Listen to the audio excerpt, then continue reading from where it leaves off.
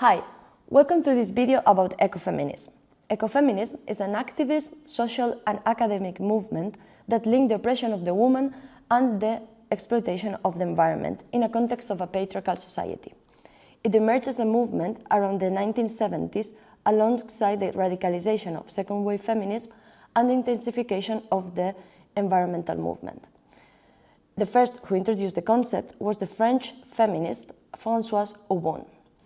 However, it emerged at the same time in different parts of the world. For example, in Kenya, led by Professor Wangari Maathai with the Green Belt movement against deforestation, and for example, in the United States with the Love Canal movement after a massive pollution disaster.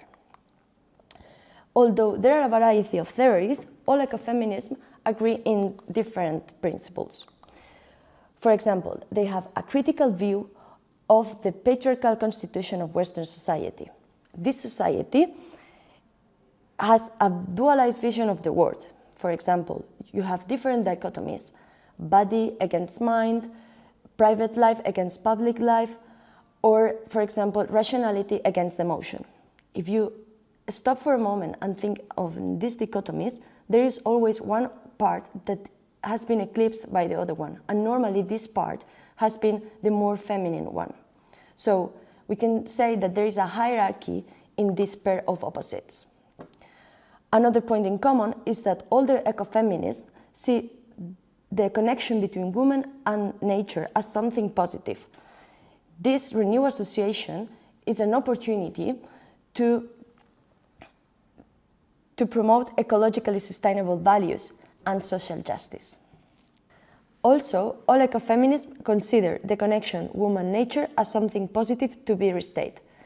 This renewed association could be seen as an opportunity to promote ecologically sustainable values and social justice.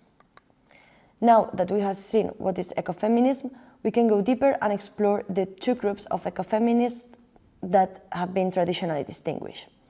Basically, the main divergence between these two groups is how they explain the connection woman-nature and how they explain the origin of women's subordination.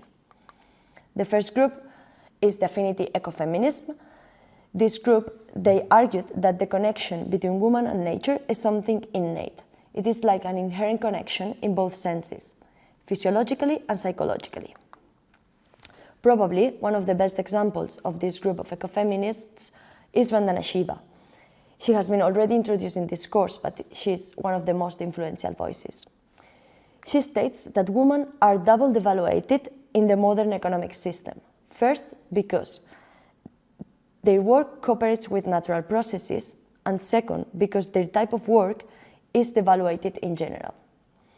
What she calls maldevelopment is imposed by the North and exerts violence against women's bodies and against nature. Maldevelopment sees natural resources as something to be damned. It attacks biodiversity and it attacks communities and their culture and knowledge.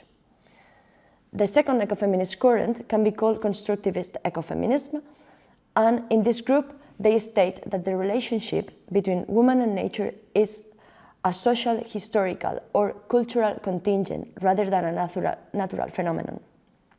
The connection between both arises from the common experience of being exploited. Beyond these two approaches to ecofeminism, other authors did a more structural analysis of the connection between humanity and the non-human part of nature. They claim that ecofeminism could be a broader movement involving other types of oppression, for example, race, class, colonialism, or gender. Or, in the words of bell hooks, feminism as a liberation struggle must exist apart from and as a part of larger struggle to eradicate domination in all forms. Two good representative voices of this latter group of ecofeminism are Mary Mayor, who is Emeritus Professor at Northumbria University in Newcastle, and she has worked on ecofeminist, economy, politics, cooperation, and sustainability. And also a good example can be Val Plumwood, who was an Australian philosopher and ecofeminist. She worked at several universities in Australia and the United States.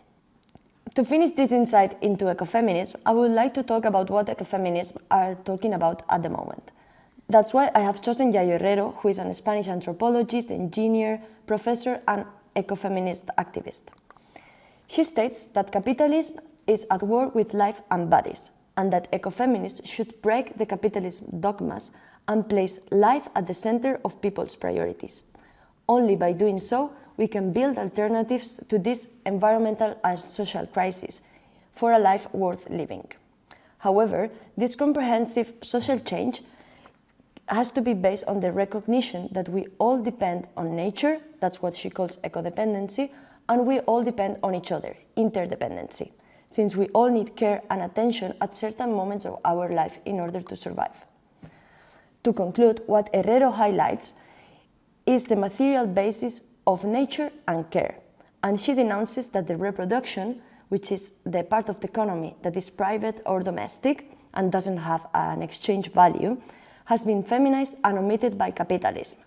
Therefore, ecofeminism must claim for the recognition of this reproduction work, because without it, the rest of the economy, what we understand as production, and the human survival or society in general, cannot be sustained.